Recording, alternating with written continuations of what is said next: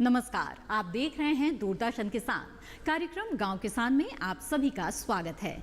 इस कार्यक्रम में हम आपके लिए कृषि और पशुपालन से जुड़ी हुई बेहद ही महत्वपूर्ण जानकारियां लेकर आते हैं सेगमेंट खेती किसानी और हमारा पशुधन के जरिए। इसके अलावा मिलवाते हैं एक कामयाब किसान से।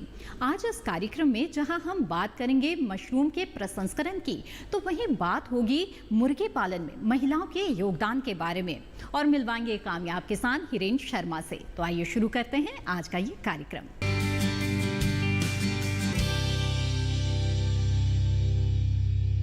आइए कार्यक्रम गांव किसान की शुरुआत करते हैं पहले सेगमेंट खेती किसानी से, जिसमें आज हम बात करेंगे मशरूम के प्रसंस्करण के बारे में। जी हाँ, वैसे तो ताजे मशरूम की बात ही कुछ और है, लेकिन इसमें 90% पानी होता है, इसलिए ये जल्द ही खराब हो जाता है।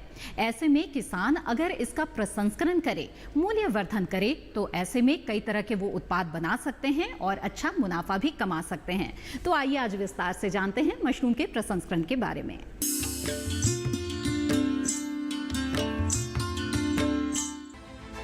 मशरूम अब हमारी खाद्य प्रणाली का हिस्सा बन चुका है। हमारे देश में मशरूम का उत्पादन पिछले 60 साल से किया जा रहा है। इसमें मौजूद प्रोटीन, विटामिन, रेशे, लौह, मैग्नीशियम, जिंक, पोटेशियम हमारे शरीर में पोषक तत्वों की कमी को पूरा करते हैं, जिनसे शरीर की प्रतिरोधक क्षमता बढ़ती है और रोगों से काफी हद तक छुटकारा मिलता है। ये सब तब संभव होगा जब हम मशरूम का नियमित रूप से सेवन करते हैं। इसके लिए जरूरी है कि मशरूम हमें आसानी से उपलब्ध होता रहे। हालांकि पहले की अपेक्षा अब बाजार हमेशा मशरूम से गुलजार रहते हैं। फिर भी देश के कुछ इलाकों में हर मौसम में मशरूम उपलब्ध नहीं होता, इसीलिए वहाँ मशरूम के सूखे रूप का इस्तेमाल किया जाता है। खाद्य पदार्थों का इस तरह से इस्तेमाल प्रसंस्करण कहलाता है, जो विपरीत परिस्थितियों में भी खाद्य आपूर्ति को बाधित नहीं करता है और हमारे भोज्य पदार्थ हम तक आसानी से पहुंचते रहते हैं। इसी संदर्भ में आज हम जानेंगे मशरूम प्रसंस्करण के बारे में। मशरूम कई तरह के पोषक तत्वों से भरपूर होने के बाद भी लंबे समय तक नहीं रह पाता और इसकी आयु बेहद कम होती है, जिसका मुख्य कारण इसमें 85 से 90% पानी का पाया जाना है। इसके अलावा इसके फलन पर कोई छिलका या परत का ना होना भी है। मशरूम का फलन छिद्र युक्त संरचना होती है, जिसके कारण इसमें श्वसन तेजी से होता है और आसानी से कीटाणु इसमें प्रवेश कर सकते हैं। ऐसे में इनके जल्द खराब होने की आशंकाएं बढ़ना लाजमी है। कभी कभी मशरूम उत्पादकों को इस वजह से काफी नुकसान भी उठाना पड़ता है और मशरूम को ज्यादा दूरी वाले इलाकों में पहुंचाना भी मुश्किल भरा होता है। ऐसे में कुछ उपाय है जो मशरूम की आयु को बढ़ा सकते हैं, जैसे मशरूम की तुड़ाई करते समय फलन को हल्के हाथ से घुमाकर निकालें। मशरूम को काटते समय मिट्टी लगी जड़ को चाकू से काटें।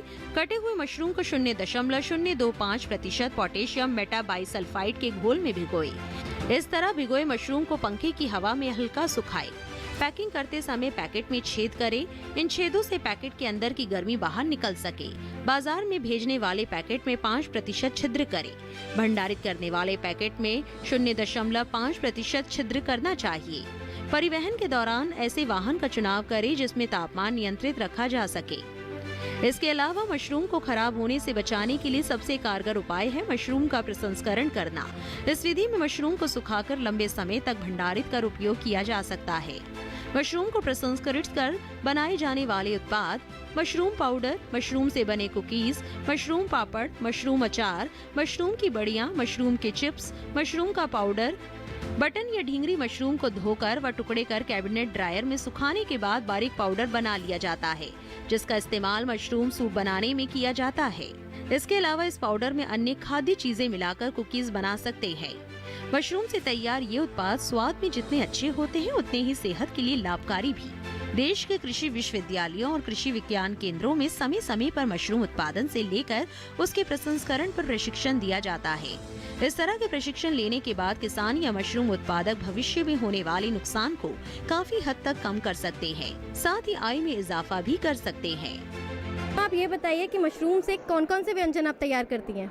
मैडम, मशरूम से देखिए वैसे तो बहुत ही तरह के प्रोडक्ट हमारे बनाए जा सकते हैं, जिसमें से आप रेडी टू इंस्टेंट भी हैं, आप लाइव इनकी जो प्रोडक्ट की लाइफ है, मशरूम को हम ड्राई करके प्रोडक्ट में डालते हैं तो इसकी लाइफ और भी ज़्यादा बढ़ जाती है। तो हमारे मशरूम के जो प्रोडक्ट अभी मार्केट में अवेलेबल हैं वो मशरूम बिस्किट्स हैं, मशरूम के नमकीन हैं, मशरूम के नगेट्स हैं, मशरूम पास्ता है, मशरूम चॉकलेट्स हैं, मशरूम के जीरा कुकीज़ हैं, मशरूम के फ्रूट कुकीज़ हैं। ऐसे बहुत से प्रोडक्ट हमारे मार्केट में अभी फ़िलहाल जो रनिंग हैं। तो इसकी प्रोसेसिंग आप कैसे करते हैं? मैडम, इसकी प्रोसेसिंग हम घर पे ही अपने आप ही करते हैं। फार्मिंग और प्रोसेसिंग दोनों हमारी खुद की है, हम बाहर से कहीं से कुछ भी नहीं मंगाते। इनकी क्या कॉस्ट रहती है? मैडम, कॉस्ट अब जो नॉर्मली मार्केट में मिलते हैं ना प्रोडक्ट, उसके बराबर सेम ही रहती है, थोड़ी सी ऊपर नीचे रहती है, ज़्यादा कोई फ़र्क नहीं होता। ताकि ये प्रोडक्ट ऐसे बनाए हुए हैं ताकि इसको हर कोई इस्तेमाल कर सके और हर कोई इसको ले सके। इसको ध्यान में रखे हुए हमने इसके प्राइस रखे हुए हैं। क्या क्या फ़ायदे हैं मतलब मशरूम के, अगर कोई आपके व्यंजनों को खाना चाहे तो? मैडम, मशरूम के देखो बहुत सारे फ़ायदे हैं। मतलब 1 महीने से लेके 100 साल तक की उम्र के सभी लोगों के लिए फ़ायदेमंद है। बच्चों के लिए, बुज़ुर्गों के लिए, बूढ़ों के लिए, लेडीज़ के लिए। जैसे मेनली जो लेडीज़ हैं, वर्किंग लेडीज़ हैं, वो अपने लिए कभी टाइम नहीं निकाल पाती। बच्चों के लिए कर देंगी, हस्बैंड के लिए कर लेंगी, अपने लिए टाइम नहीं होता। उसी जगह पे अगर वो मशरूम की या मशरूम से बने प्रोडक्ट 2 से 3 महीने इस्तेमाल करती हैं तो उन्हें अपनी लाइफ में बहुत ही ज़्यादा मतलब जो उनको मिलना चाहिए, प्रोटीन है, विटामिन है, खनिज है, कार्बोहाइड्रेट्स है, वो हर चीज़ मिल जाती है।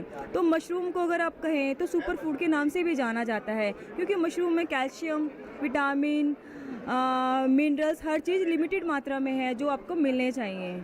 अगर आपके अंदर, शरीर के अंदर सारे प्रोडक्ट वैसे ही जाएंगे नेचुरल तरीके से, तो आपका शरीर वैसे ही ग्रो करेगा, चाहे बच्चा हो, चाहे बड़ा हो, चाहे बूढ़ा हो। मेन जो है हमारे अंदर एनर्जी और है के लेवल को बढ़ाना है, जो मशरूम बखूबी निभाता है।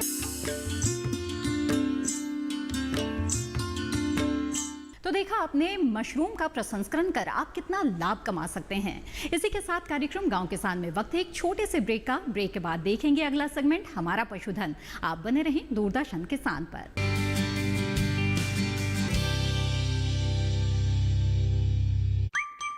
Running, jumping, dancing and grabbing, tuning into style, health and grooming with cool, cute, charming faces. They are our pets, our best friends forever. Every Sunday 7 p.m. only on DD National.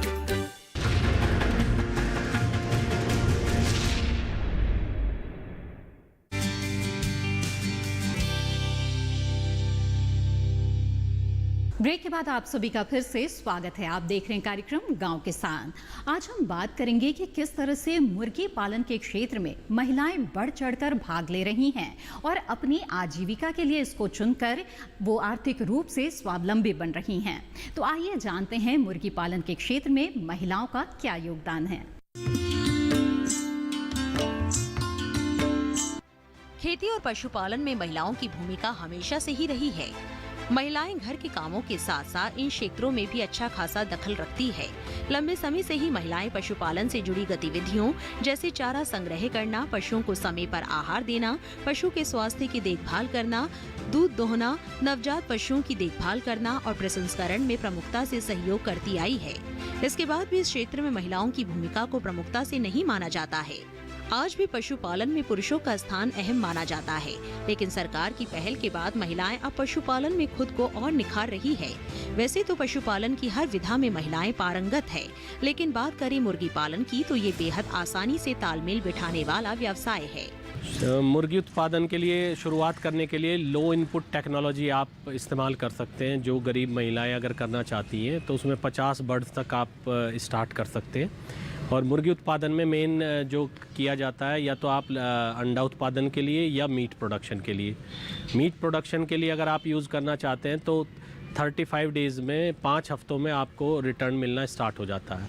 और एक bird जो है broiler कहते हैं उसको, broiler का 1.5 kilo वज़न तक गेन कर लेता है।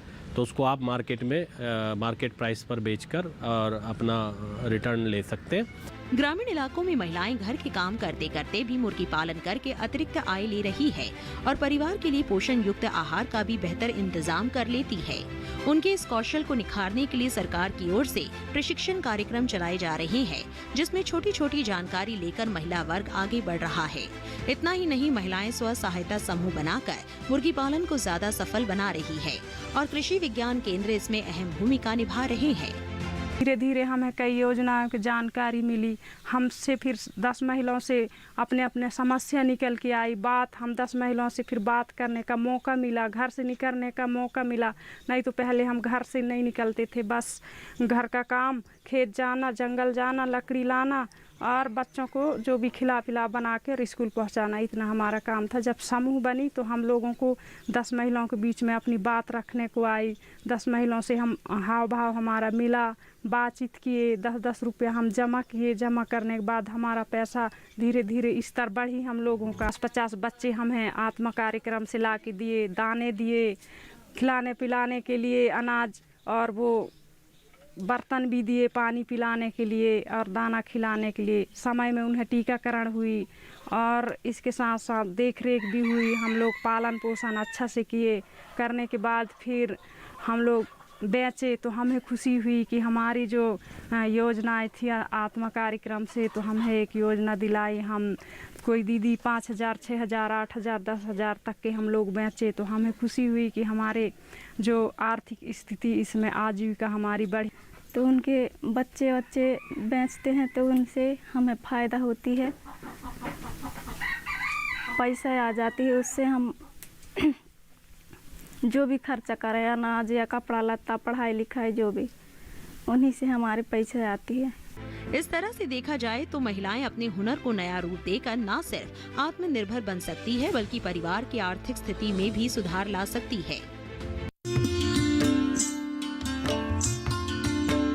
पशुओं से अधिक उत्पादन प्राप्त करने के लिए जरूरी होता है मौसम के अनुसार उचित पशु प्रबंधन। आइए देखते हैं क्या कहता है इस माह का पशुपालक कैलेंडर। HS और BQ टीकाकरण के 10 से 15 दिन पहले सभी पशुओं की डीवॉर्मिंग कर देनी चाहिए। ऐसा करने से टीकाकरण प्रभावी हो जाता है। पशुओं को 50 से 60 ग्राम खनिज मिश्रण एवं 20 ग्राम नमक प्रतिदिन देना चाहिए। गर्मियों के मौसम में लगाई गई ज्वार फसल पशुओं को ना दें, इस समय ये हानिकारक हो सकता है। बरसात के मौसम में हरे चारे की अच्छी पैदावार लेने के लिए ज्वार व मक्का की बुआई करें। हरे चारे की फसल से अधिक उत्पादन लेने के लिए उन्नत किस्म के बीज का प्रयोग करें। जून का महीना काफी गर्म रहता है, इसीलिए पशु के लिए अलग से शेड बनाएं। इस समय पशु को ज्यादा से ज्यादा पानी पिलाएं। अधिक दूध देने वाले पशुओं को तरल कैल्शियम, फास्फोरस की मात्रा 70 से 100 ग्राम प्रतिदिन दें। पशुओं को बाह्य परजीवियों से बचाने के लिए पशु चिकित्सक की सलाह पर दवा का प्रयोग नियमित रूप से करें। यदि पिछले माह भेड़ के ऊन कतरने का कार्य ना किया हो तो इस माह कर लें। ये थी पशुपालन से जुड़ी हुई बेहद ही महत्वपूर्ण जानकारियां। इसी के साथ कार्यक्रम गांव किसान में वक्त हो गया है एक और छोटे से ब्रेक का। ब्रेक के बाद हम आपको मिलवाएंगे एक कामयाब किसान से। आप बने रहें दूरदर्शन किसान पर।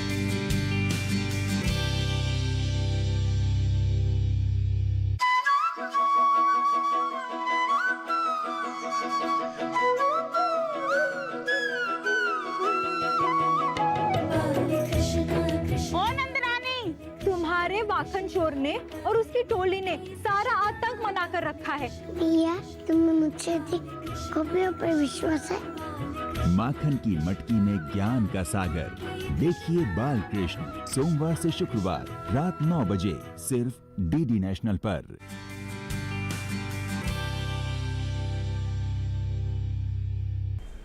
ब्रेक के बाद आप सभी का फिर से स्वागत है। आप देख रहे हैं कार्यक्रम गांव किसान। आइए अब हम आपको मिलवाते हैं एक कामयाब किसान से और लेकर चलते हैं पूर्वोत्तर। जी हां, यहां पर रहने वाले हिरेन शर्मा न सिर्फ खेती कर रहे हैं बल्कि पशुपालन भी करते हैं और इसके जरिए उन्हें काफी सफलता मिली है। दूसरे किसानों के लिए अब ये प्रेरणा स्रोत बन चुके हैं। तो आइए मिलते हैं हिरेन शर्मा से।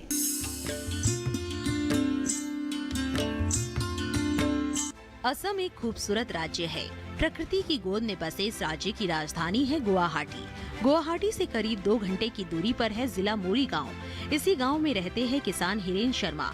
खेती और पशुपालन में अपना परचम लहरा रहे हिरेन का पहले इससे कोई नाता ना था, लेकिन इस समय हिरेन खुद तो संबल हो ही रहे हैं, साथ ही गांव के बाकी किसानों को भी कामयाबी की राह दिखा रहे हैं।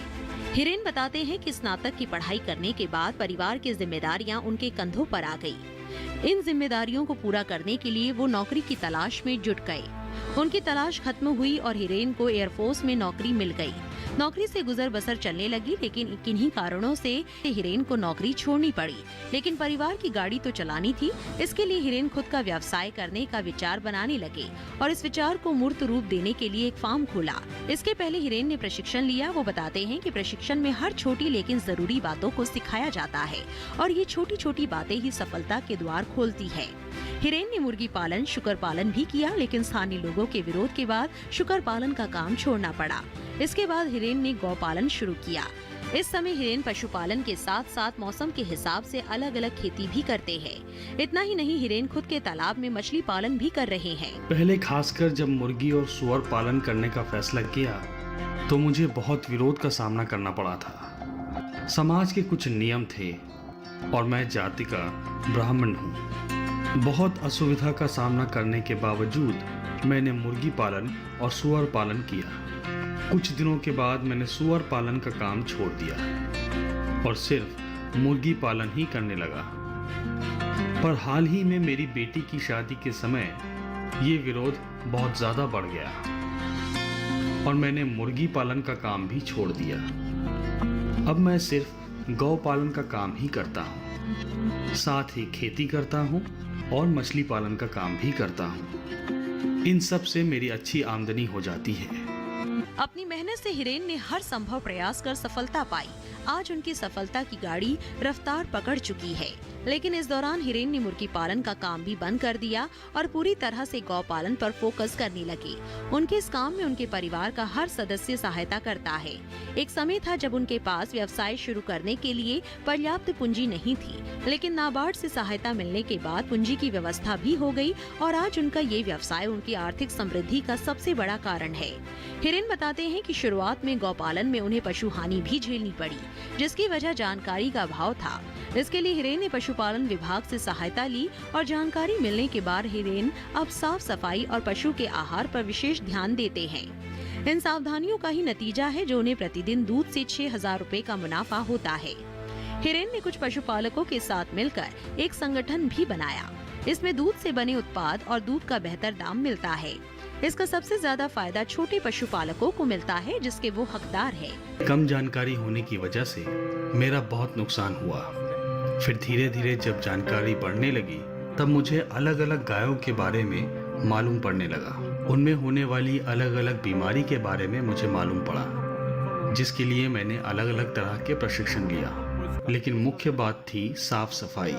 इसलिए हम हर दिन सुबह 4 बजे दूध निकालते थे, फिर दाना डाल के हर एक गाय को हम नहला देते थे। इस सिस्टम को मैंने अपने फार्म में नियमित रूप से लागू कर दिया, जिससे मेरा नुकसान कम होने लगा और आमदनी बढ़ने लगी। हम जितना हो सके अपने फार्म में साफ सफाई का ध्यान रखते हैं, फिर चाहे वो जगह की साफ सफाई हो या फिर पशुओं की। पहले हम मिडलमैन को देते थे, अभी हम लोगों ने मिलके एक ऑर्गेनाइजेशन बनाया है। इससे हमें सीधा बिक्री करने की या खरीदने की सुविधा मिली है। पहले नुकसान होता था, दूध प्रति लीटर 30 रुपए बेचते थे, लेकिन जब से DRDA की तरफ से DC के जरिए हमें ये आउटलेट मिला है, हम प्रति लीटर 50 रुपए करके बेच रहे हैं, यानी 20 रुपया प्रति लीटर ज्यादा मिल रहा है। डायरेक्ट सेल करने से हमारा फायदा हुआ है। इससे छोटे पशुपालकों को फायदा तो हुआ ही है, उन्हें प्रोत्साहन भी मिला है।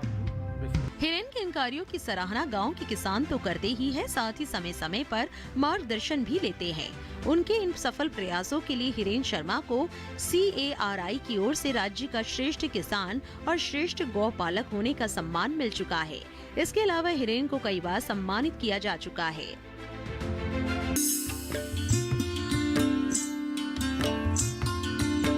कार्यक्रम गांव किसान में जो जानकारियां आज आपको दी गई, हमें उम्मीद है कि वो आपको जरूर पसंद आई होगी। ऐसे में अगर आप ये कार्यक्रम दोबारा देखना चाहते हैं तो टीवी स्क्रीन पर दिखाए जा रहे QR कोड को स्कैन करके आप दूरदर्शन किसान के YouTube चैनल पर कार्यक्रम गांव किसान देख सकते हैं। इसी के साथ गांव किसान की आज की कड़ी में बस इतना ही। फिर हाजिर होंगे लेकर कुछ और दिलचस्प जानकारियां। तब तक के लिए दीजिए इजाजत। आप बने रहें दूरदर्शन किसान पर। नमस्कार।